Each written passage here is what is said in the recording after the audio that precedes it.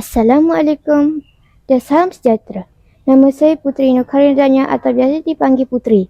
Saya bersekolah di Fedah Pekan Timur dan kini saya berada di kelas 6 UM. Bicara buku saya pada hari ini ialah bertajuk Suara dari Busur karya Jamaluddin Othman.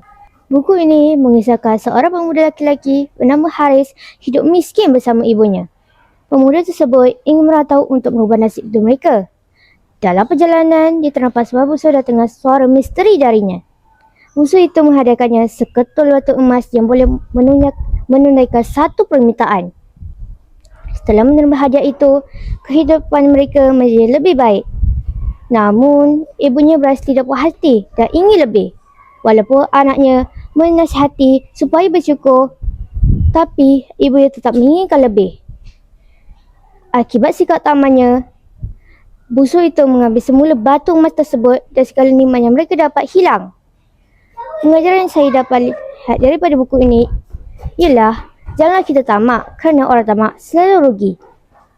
Kesimpulannya, banyak pengajaran yang boleh kita lihat daripada buku ini.